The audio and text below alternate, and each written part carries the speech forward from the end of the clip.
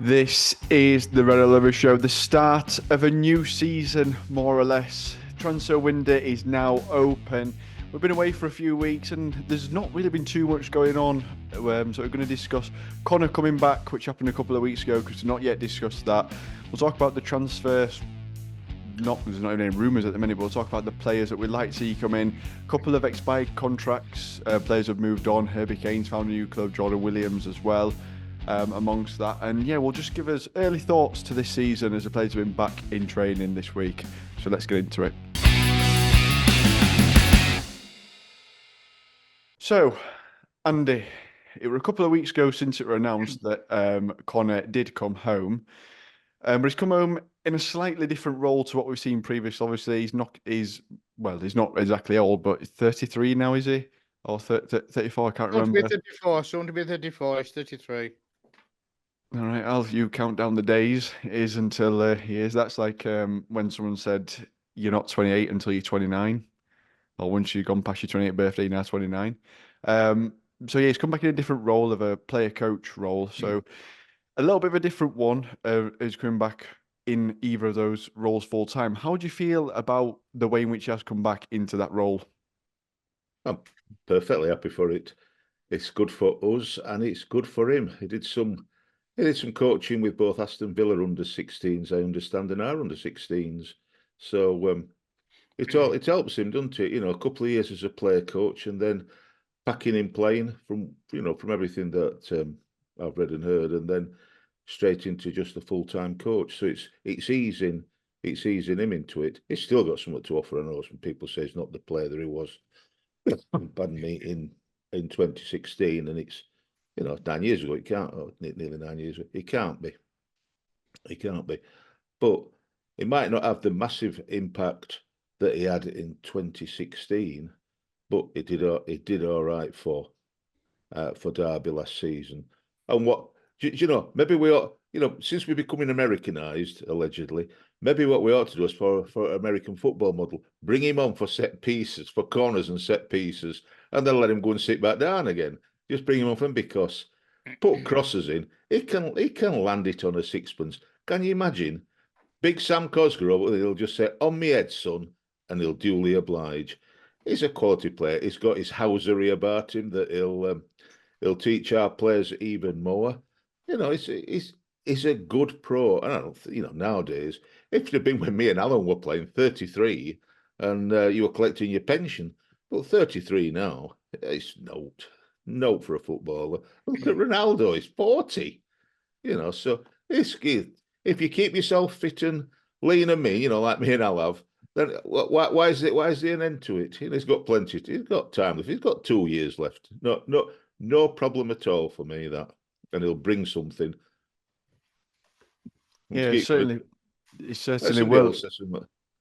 He certainly will. So looking at sort of his stats here, so obviously coming in as the centre midfielder coach role, played 590 games, scored 95, 103 assists. He's got such a wealth of experience to offer us, but last season played 2,750 minutes, which I think was spread across 42 appearances. Also still played, to say he's a lot older now than what it was when we had him sort of in his prime. There's still you still got a decent season out of him last year. And I think he was pivotal in then getting promoted as well, wasn't he, at Derby? So it surprised me that we broke the mould and we've gone for somebody over 30 to get on. I know he's assistant coach and that, and a player coach, but we don't usually go for players of a certain age, do we? And we broke that. So, as he said on Radio Sheffield, I've heard his interview today, he's admitted, we're not going to see the same Connor. It's not going to be the same Connor who we were loving and liking. And I don't think he'll be playing all the games. I think we'll see him for majority of games, but we won't see him, I don't think, 90 minutes. So whether he starts and then comes on, and he says that's going to be up to Darryl Clark. So it's up to Gaffer. So pleased he's come back. He said they asked him if they'd got any more offers to go anywhere else, and he says he didn't look. He only wanted to come back to Barnsley. It's always a nice thing to hear when people are saying that. Tom, do you think there's going to be potentially, because the one thing I see of this player coach role is they're like for me, they're two separate things. You can't straddle both. I think I listened to Kosh, I think when Nicky Eden said when John Andre took over, it was weird that one day he went from being his mate, next day he's manager, and they're almost like a hard cut off of them two things of your managers here, your players there, because what players get up to and do sort of in the spare time, you don't really want to getting back to coaches sometimes just to keep that sort of morale going and them kinds of things. So do you think there's anything to sort of manage within that? There's nothing been said, to be fair, on who he's going to be coaching. Last year, he were doing the under-16s with us and with Villa, so he might be coaching younger players within the system. But he was always a captain. He was always a leader for us. So it's almost sort of that role for me. He's going to be saying this is what you need to do. But he's always done that because that's sort of captain he would, he led. So I don't see it being a massive issue. And I say it just depends on who he's coaching. He might be coaching a bit of the first team, but he might not be. He might be developing younger players, and he might be helping Bobby out or Nicky out with the youth. Every manager cries out for experience on the pitch and somebody that can translate their wishes and their views rather than just screaming it from the sideline, can translate it on the pitch to the players. He's perfect for that. Absolutely perfect for that.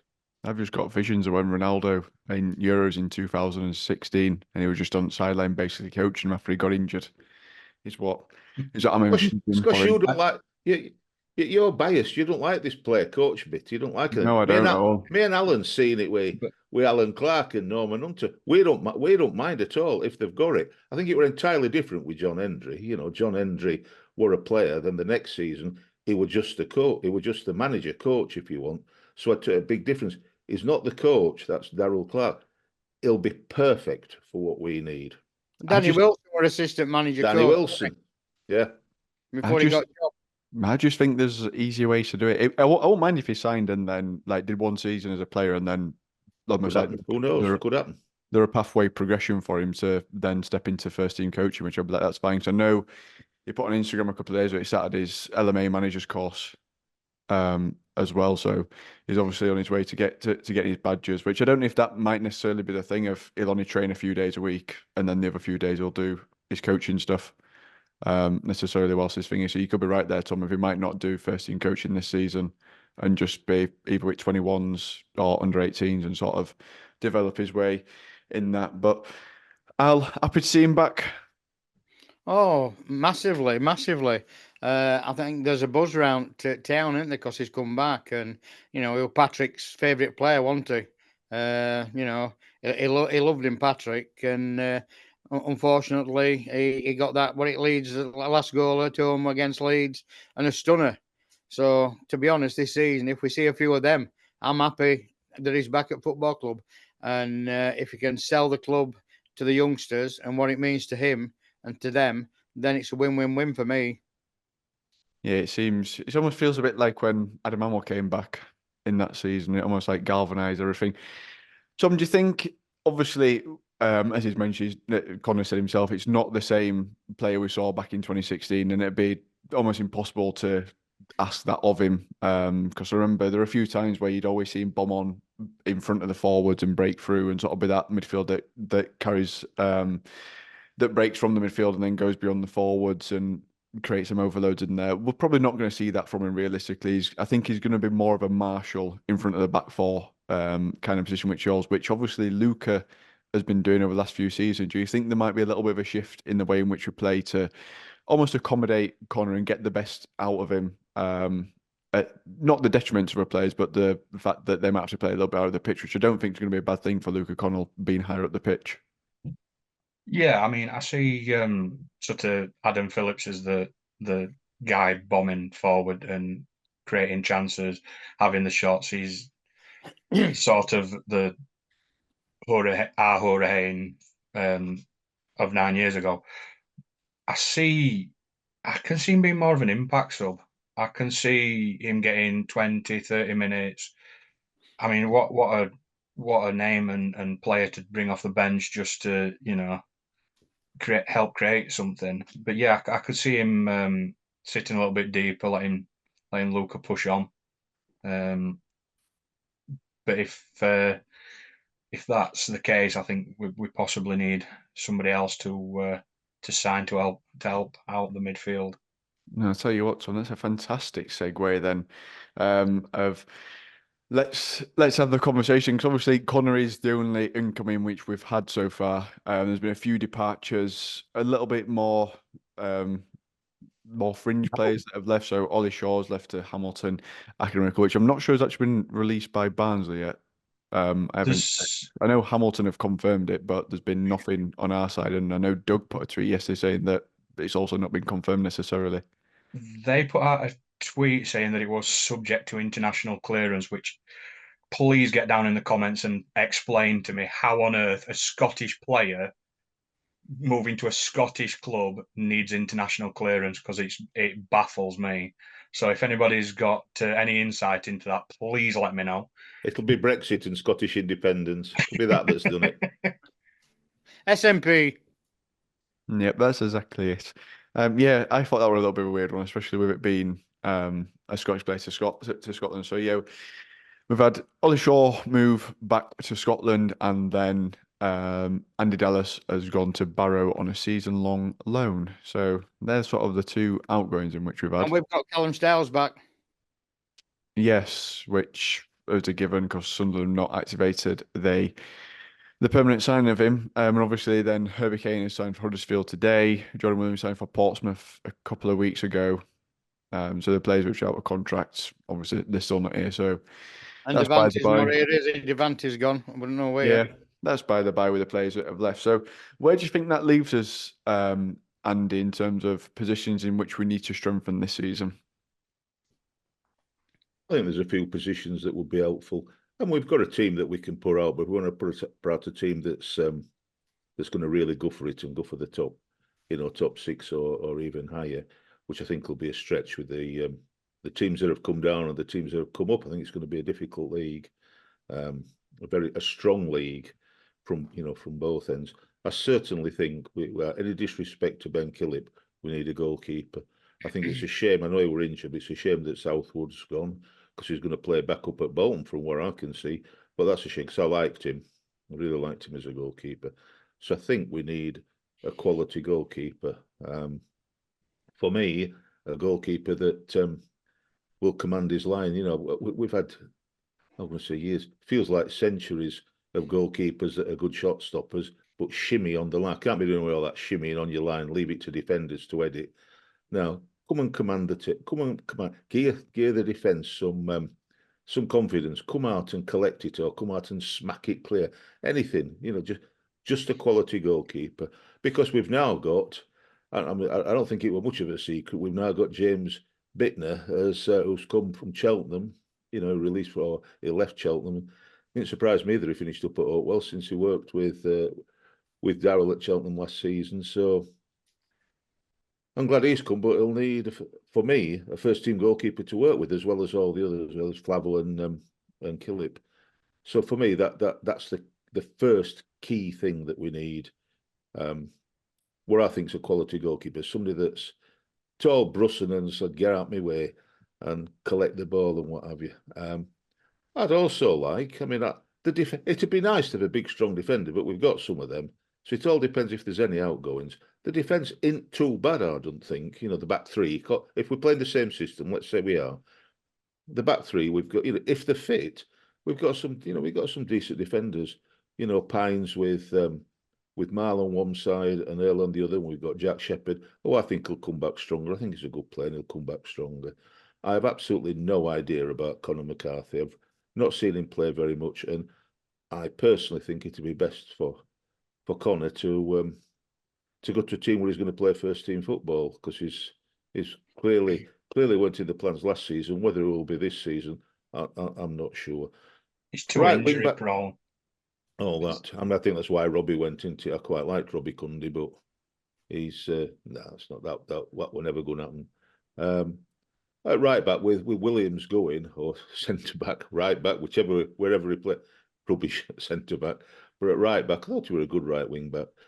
But I don't think that O'Keefe's bad. I think if he's encouraged and gets the right coach to go forward instead of always checking back, I think O'Keefe could do all right. And of course, there's Big Bazza to maraud up there and get at him when need be.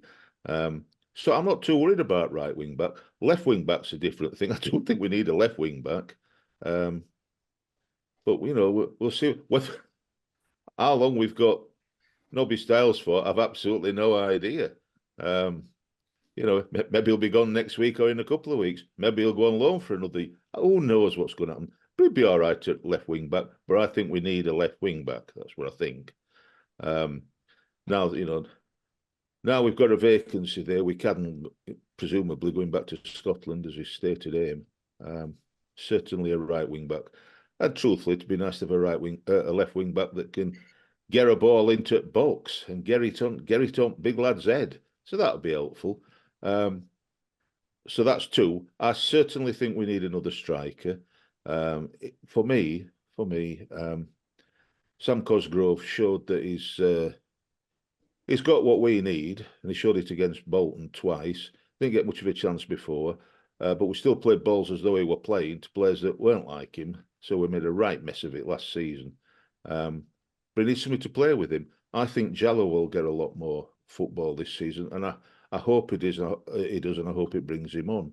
I'm not sure. Well, Aidan Marsh, it brings something. People say, "Oh, he needs to leave." Some people say, "No, he needs to leave." Well, I don't think so. It brings something. He's got energy, and he gets at them. He might not be the worst shot at left wing back if we aren't signed one. So Matt Waters, he's not been doing it, and I feel for him a bit. Some people saying he's never been a footballer and all that. Well, I think he is. I think we've not been playing to his strengths at all. It's been lugging it up to him as though he's a big lad, and he ain't. So whether he gets some, some traction playing up front with Sam Cosgrove, I don't know. But Sam Cosgrove gets injured, and then where are we? So for me, we definitely need another striker, at least one striker. And then midfield, I don't think midfield's too bad, but that is presuming nobody goes. And, you get, this is why I hate it in summer and in January. Somebody says, or it gets reported, that Preston North End are interested in Adam Phillips. And they might well be. Let's say they are, because it don't make it. That don't mean we're selling him. Don't mean we've got to sell him. He's on a fair size contract. And is it clickbait by certain newspapers? Because they've got to get readers, aren't there, and viewers online and what have you. Whether that's true or not, I don't know. It'd surprise me if we sold him. It'd surprise me. It'd be for a lot of money, I think. But I'd be very surprised if we sold him. If we're serious, I'd be surprised. But just so we do. And of course, I haven't heard yet that. No doubt I will. But I haven't heard yet that Bolton Wanderers are going to sign Luke O'Connell. I haven't heard it yet, but it'll come up, and we'll sign him for a low for Ovis or something like that. We'll sell him for that. So if we lose either of them, then we'll need a midfield player. I'm surprised we haven't signed Conor Grant, because I thought he did all right when he came on. But we've got to remember, we've got John Russell, we've got Theo Chapman, another year on. Who knows? We've got Jorgen Nathan, who I think is going to be a star, and I think he'll get more football this year. We're a bit of luck. He's still only young, but he should get some more football. So, presuming we keep everybody that we've got, and every first team player that we expect to be a first team player doesn't leave, for me, goalkeeper, striker, left wing back. That was long. But in depth. Let me to say it again so you can edit it. Say it really quickly so you can edit it all out. It was a very fair assessment, though, because it is obviously, Al, we've lost Hourihane, Devante, Nicky Cadden, which sort of, and then Robert's obviously gone back, which it is they are players that are going to need to be replaced. As you mentioned there, Andy, there's a few young players that are in and around the fringes and are probably all right to add squad depth. But then, as you also mentioned, Andy, that it's a stronger league this year. You look at Birmingham coming down with a lot of money. Huddersfield are going to come down and probably have a decent bash with Duff there. They've just signed Derby Kane today as well. So you look at the sides that have come down, even the sides that have come up. Wrexham are going to come with that Hollywood money. Stockport had a fantastic season last season. And I'm chuffed that they've come up because that is a 20-minute away day for me. It's a home game. I'm just hoping for Salford to have a great season next year as well, and that'd be fantastic. So Alan, you got to mention Mansfield. I've got family that supports Mansfield. Don't leave them out. No, they're not close to me, so I'm not bothered. No, but about teams coming up, strong teams coming up, I'll get into all sorts of hassle if you don't mention them. Yeah, they did all right. I think they've signed quite well so far this season, from what I've seen. They've recruited decent. That's our first home game. They're coming to a match. Well, all of them coming to a match, and she says she'll come on red all over after. I've said, bring your tissues, love, in East. So she'll come on the show as well. She says so. That's nice. That's good. She has got a bit of that one, isn't it? For kicking off League One Friday night, 8 p.m. She has got a mouth on her. She has got a bit of a mouth on her. So, funnily enough, get ready. That's another problem that we're going to have to traverse this season. Is obviously the weird kickoff times. Kickoff time, isn't it? And obviously Rotherham have come down as well, who have signed possibly every free agent that's been available and is within a 50-mile radius of South Yorkshire. Got rid of about 15, 12 or 15. They got to. Al, are you confident this season that we'll sort of bring in, because Andy's mentioned there's the youth players that we can sort of add around the fringes. You can sort of bring in. Aidan Marsh looked fine the beginning of last season and sort of came on. When he did come on, he made impact in them games and then sort of just got loaned away out of nowhere. You've got Jack Shepherd that, again, still a young lad, did well in that Cheltenham side, which unfortunately just didn't go to the final last season of staying up.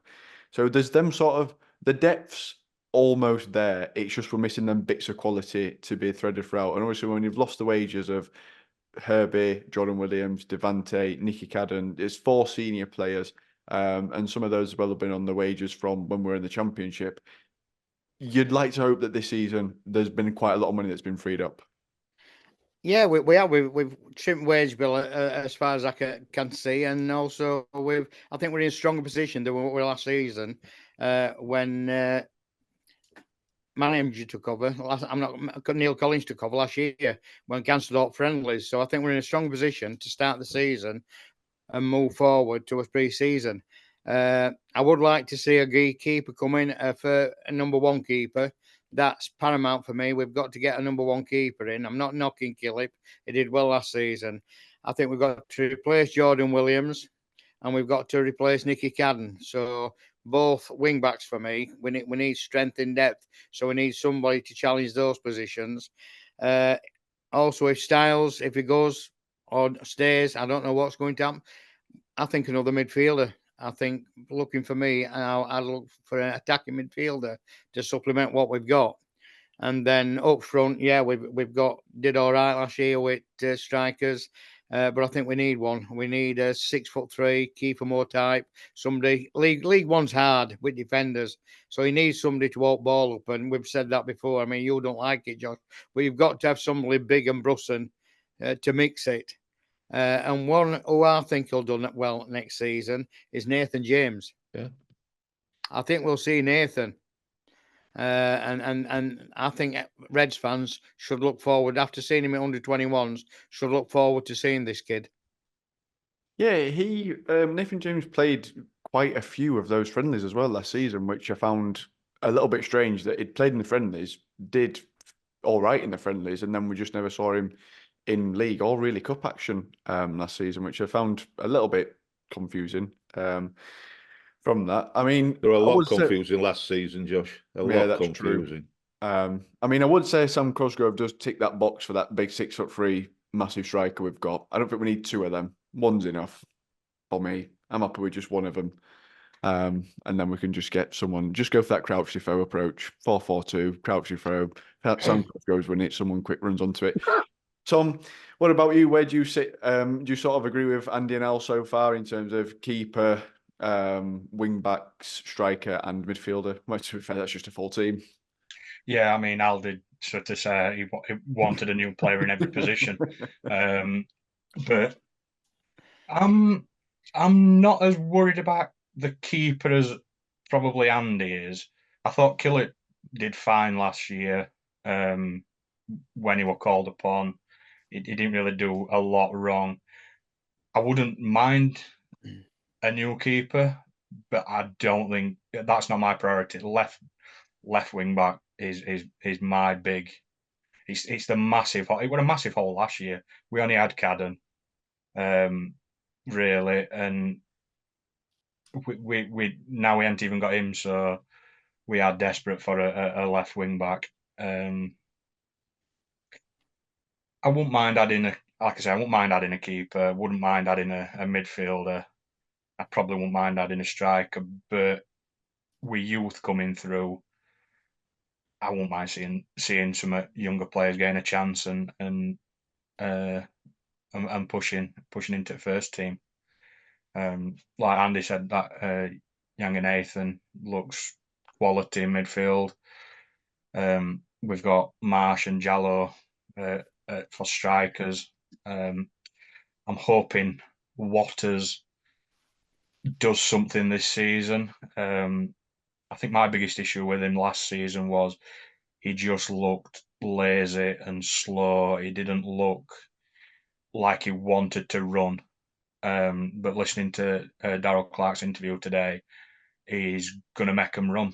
He basically says you cannot get away with not putting the effort in my team. So I'm hoping that Waters, because he can finish a ball, but he just never got into positions to do it. I'm hoping that he gets a bit of fitness, and he gets into positions and he bags this season. Yeah, I mean, it's one thing that I think all of you mentioned so far is obviously seeing the youth next season coming through and sort of adding that depth to it. And obviously saw a bits of Jello last season. We saw bits of Marsh in the first half. We saw Theo Chapman for one random game against Blackpool where he's got thrown in from almost nowhere, bless him. Which I did think was very very fair to him, to be honest. But if we're going to put sort of the trust in young players to come and make that difference, because it's a lot to ask, and especially if we're a team that's striving to go one better than last season. Does that mean expectations need to drop? Because when you look at Birmingham, you look at Rotherham, you look at Huddersfield, the three that have come down are all strong. There's still Bolton in this league, there's still Peterborough in this league, there's still Blackpool in this league, Wrexham have come up. Charlton. Yeah, Charlton looks all right under Nathan Jones towards the back end of last season. There's a lot of teams now in there that are going to be wanting to, like, even to get into top six going to be difficult. Does that mean that we need to lower expectations in a way of we might not get playoffs this season or we might not get promotion? Because I feel the team's not been as decimated as it was last season yet, given that we lost the whole back five more or less. Well, the back three and the keepers. From what we had. So we've still got that bit of a core together, and we've added Connor into that as well at the minute in central midfield. But then around it is a lot of youth, and it's a lot to then ask them to be like, by the way, you need to play at the top end of the championship for us to thingy, which I think some of them can do it, but I think it's a lot to ask of Hourihane, who's not played in League One necessarily at all, and then to go, by the way, you need to be at the standard that's a low-end championship, top-end League One side. Andy? That's why it's good to have Conor Hourihane on the pitch with him. That's what he'll bring. I appreciate what you say. What it felt like last season was a scattergun approach in the summer, leaving it late in a scattergun approach. I don't know how long we're going to leave it this season, because I know we're all getting a bit uptight about what's happening. Are we going to sign anybody? Are we just going to go with what we've got? For me, the others say a bit more. For me, that there's three absolute priorities that I've already said. but they need to be spend some money on wages or salaries, salaries or whatever you want to call it, or fees, but just keep it low, but to get real quality. Because I think if we can get 3, and if you can 4 or 5, but if you can get at least 3 real quality players rather than similar to what we've got, there's no point in buying more what we've got, just keeping numbers up. Because last season we had so many out on loan. We could have fielded a team with ones that were out on loan. That for me, that was just. And we've already just got rid of 2 of them. Just to... I know. A lot of those signings from the summer as well weren't even with club at end of season. No, and it's all a bit. So for me, a lower number, and I won't be against what I'll say. Midfield player, whatever. But players want to play, so certainly a quality goalkeeper, a quality striker, and a quality left wing back would play. Another midfield player would be lovely. How much they play, I don't know, because we've got other players in midfield, so I just don't know. But quality players, so Alan said it for me, got it right, the nail on the head, that some of the big earners, or you might have said it, big earners have gone. I mean, you should all earn decent money, but what we would have thought were the really big earners have all gone, or will be gone or go into pastures new, and good luck to them. But we need to replace them with quality, experienced players. So it'll be a lower number of than last season when we were just signing. If it moved, we signed it, and I think that was just getting a bit silly. You can sign for potential. We have got enough potential now not to sign any more with potential. So let's get some that are doing it. Otherwise, the expectations will be too high. Yeah, it's almost not fair then on them young lads who are going to come in that they're the ones that are not going to take the brunt of it, but they're going to feel it just as much as we are as well. Al, do you agree it's a case of quality over quantity this season, just to add, would you rather see 3 good players come in as opposed to 6, 7 average players? That'd be ideal scenario, wouldn't it? Because have your mix of experience and the youth, what we've got, we're overloaded with a lot of youth, aren't we? So you need that blend to get out of League One. You need that mix because youngsters, as you said, won't be pushing as much. You've got to have somebody on that pitch, keep pushing them, and keep them on the task ahead to beat the opposition. So I said 5, but I'd take 3. I'd take 3 decent signings to push on, and I still think we have a good chance. Although it's harder now. It's a harder League One to get out of than last season. Yeah, certainly. But I do think that does come with the other side of that. When it is a harder League One to get out of, is when you go up, you'll be in a better position than if it's an easier one. Because when you look at the Ipswich, Wednesday, and Plymouth that all went up, that was a hard league to get out of, and all 3 of them stayed up by the end of it. Whereas when it's a little bit of an easier one, if there's one side that's romped it and 2 that have just about got over the line, 2 of them are coming straight back down as well, which is, suppose it does have a positive. Tom, one thing that we moved away from a few years ago, but I'm not entirely sure if it's come back to any real effect of what it has done previously, is loan players. When you look at the likes of Bolton last season, utilising loan market for players like Paris Magoma, who came in pivotal for them and their promotion push. Would you like to see us to utilise that? Because then there's almost there's another balance to strike of too many loan players. Then once it comes next season, you have to rebuild again. And also, if you do sign a loan player, you want it to be someone that's gonna impact or at least improve the first 11. So it's got to be someone of real quality. Yeah, I wouldn't mind 1 or 2 loan players. You don't want to fill your squad. I think Rotherham did that last year, and they're having a massive rebuild this year. So yeah, 1 or 2 quality players. Someone on loan from a Premier League or Championship side that a youngster coming through from a Premier League side, or an old head from like a Championship side that can't get a game anymore, that could add something to the squad. I'm not against that at all. But yeah, I'm with you on we do not need to just load us a team full of loan players to then have to rebuild. We're better off having it sounds daft, but you're better off sort of building over a couple of seasons. You know, we've done it with Phillips and Luke. They've been in a squad now for a couple of seasons. They're on long contracts that we're building around them. As defence, it looks like it's going to be Mal and Pines for a little while, and Earl. So you've got that foundation then to build on, and you can just sort of almost cherry pick your loans of, oh, we desperately need a bit of quality in this area, so we can look for that. So yeah, loan signings, I'm all for. I never got the what the board said a few years back, that didn't want to ever get a loan player in, because basically just developing somebody else's player, which I sort of get, but you need him. The loan players are for the here and now, basically. Don't really matter about who you're developing. They're there to sort of plug a gap that you desperately need, that you might not be able to afford as well. You know, some players in Championship and Premier League on 20-30 grand, and you know, pay a fraction of that, and it just gets them, you know, out the door for them, and gains a bit of experience.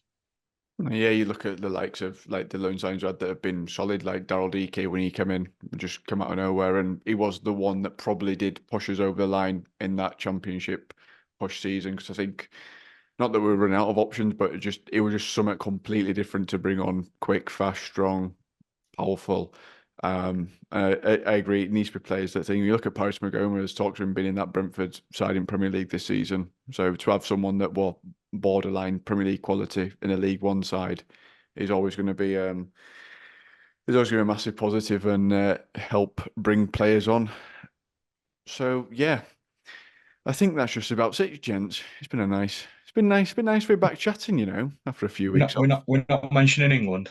No. I mean, I've had a season. Barnsley. His notes changed, hasn't it? We can have a quick 2 minutes on it, because I do think Gareth Southgate and Neil Collins both took same manager's course together. I'm convinced of that. They definitely did the badges together, didn't they? Yeah, but I am entirely convinced that we're going to win the entire thing. Oh.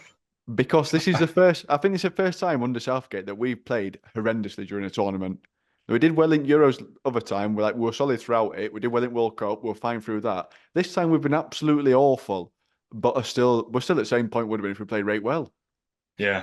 So it don't really matter. I think we've just gone almost in a pragmatic way. I've just been like, all you got to do is win 7 games. That's it. It's like playing Monopoly. Josh, it's like playing Monopoly. We've only won one so far. We've drawn rest. It's like playing Monopoly. I love that extra time as a win, and all. We'll chalk that down as a win. He got his get out of jail card, didn't he? He did. But then again, I think Portugal only won 1 game in normal time when they won it.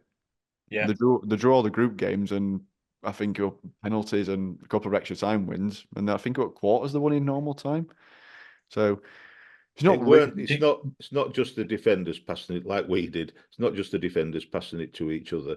If you watch while they're passing it to each other, there's absolutely no movement, or very, very little movement. So I've got a bit, I feel a bit for some of the players. It's not that we've got poor players, but they look up, see who they can pass it to, and nobody's moving. They're all stood, what's he going to do with it? So they pass it easy. It's easy to keep possession rather than lug it forward, because there's nobody to give it to. And it's just shockingly poor. And I don't, even though we've won, a couple of, very late goal and very early goal in added time. It was awful. It's awful to watch. And there are players that can do it. We've taken a left back that's not played because he can't play, because he's injured. He's not played for 5 months. Why would you take somebody, without any disrespect to Luke Shaw, why would you take a left back or a left wing back with you who's not played in 5 months and can't play yet? It's just Southgate ridiculous. Thought he deserved an holiday.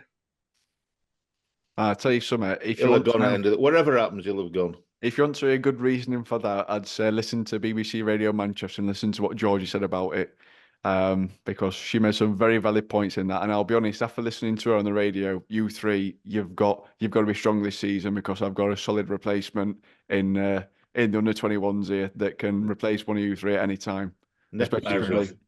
especially if we play United at some point. You've got to sort. You got to sort it away end out though. If we play United in a Carabao or FA Cup, Andy. We are playing under 21s, aren't we? We are. There we go. We've got Man United under 21s, and we might see Martin Devaney's lad playing against us because he's with Man United, isn't he? Academy. It depends if United want to win that because I'll just drop Kobe Mainu down into 21s and that'll be that. I wasn't even planning on doing an away end with Daft Cup, with Bristol Street Pizza Trophy. It's just daftness. I don't know what to do with under 21s. Johnson Smith Trophy, JPT. We've still got that. Papa John's.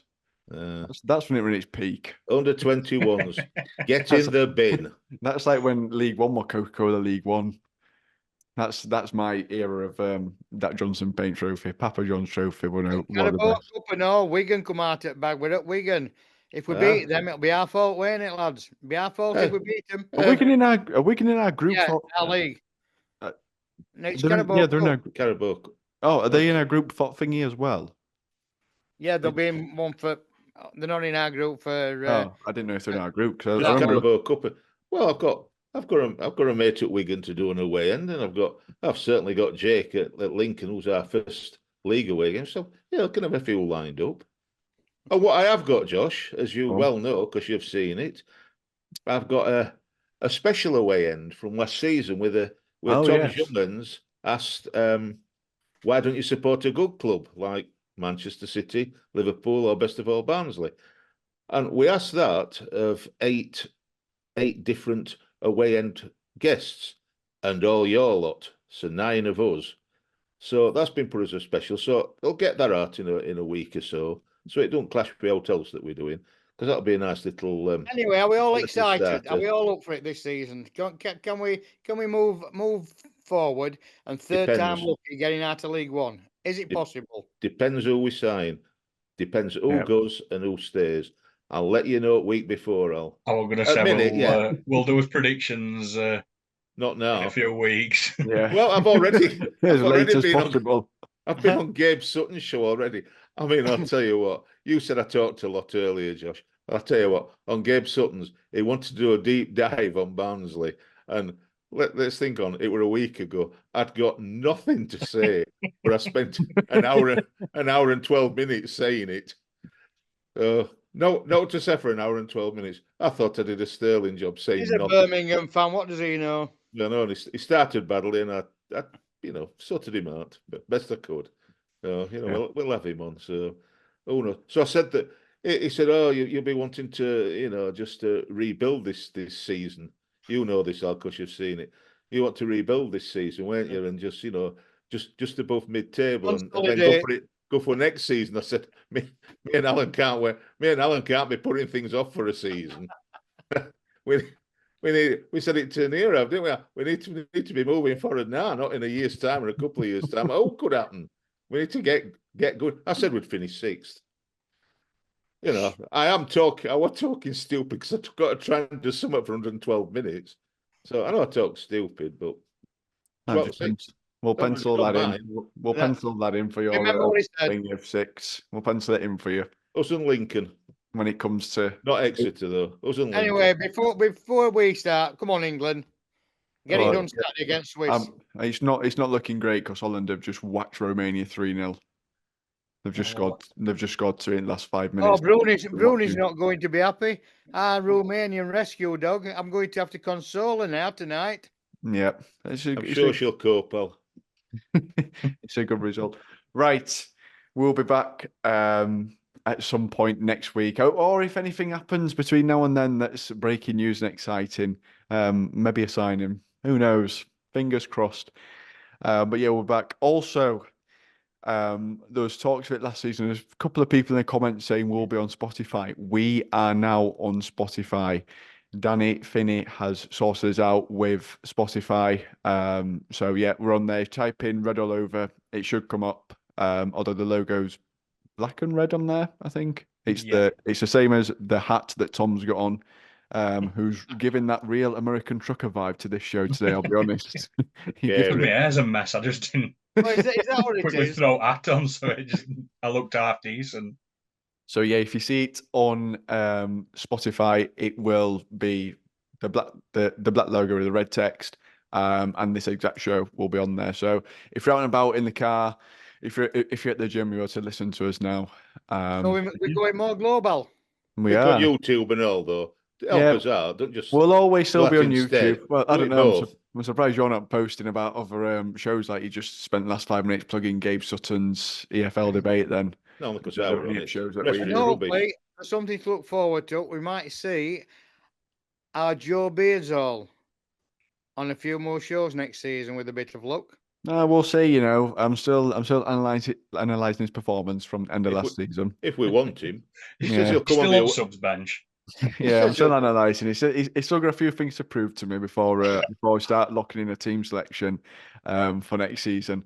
So yes, we're on Spotify. We're obviously still here on YouTube. We're here all season. It's just Spotify's been a place in which you can access as well. And you are right, Al. We have already gone global because I think was it Thailand or Malaysia or some people in America listening. So If yeah, you look on YouTube, there's Australia. We're all over Australia and America, and I think there's one in Brazil as well. Don't know who's been listening over there, but no It'll idea. be in Barnsley though. Dennis Souza. Dennis. Eamon Anderson de Silva have been listening. That might maybe have they're been just a chanter. It's just like watching Brazil, and they wanted to know. So but if the person listening in Brazil does fancy sending us on holiday, get in contact. We'll go. We'll be there. Right, we'll be back next week with hopefully some more news. If not, we'll have a little bit of a deep dive into any transfer rumours that we've been hearing, and/or we'll look at some players who we might like to see come through the door in a topic that Thomas coined transfer Tinder. So be on the lookout for that as well. It's something that he's only been wanting to do for the last 12 months. So we're going to give it a whirl this season. So yeah, we're back next week. You Reds.